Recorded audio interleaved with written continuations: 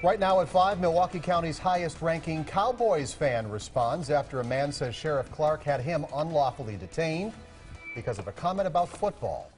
The sheriff was decked out in Cowboys gear on Sunday while sitting on an airplane, and he did not like it when one man questioned him about his outfit. Now our Casey Geraldo joins us live at the Milwaukee County Courthouse with more on these comments and the legal implications of the sheriff's statement. Casey.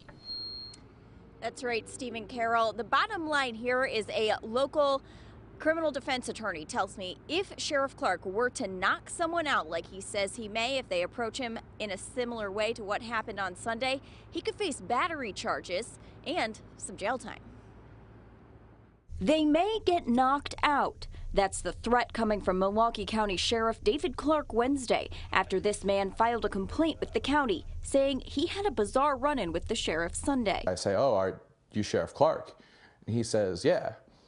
And I was surprised that he was wearing Dallas Cowboys gear. Dan Black says he shook his head at the sheriff. From behind me, he asked me if I have a problem, and I turn around and shake my head. I don't want to say anything. I don't want to start a conflict. Milwaukee attorney Matthew Myers says if that's what really happened, it's not grounds for knocking someone out. What is that unlawful interference? And I don't think that there was one, and so therefore you can't claim self-defense when you go attack someone for shaking their head at you. Sheriff Clarke says in his statement about the airplane incident that next time he or anyone else pulls this stunt on a plane, they may get knocked out. He says he reserves the reasonable right to preempt a possible assault.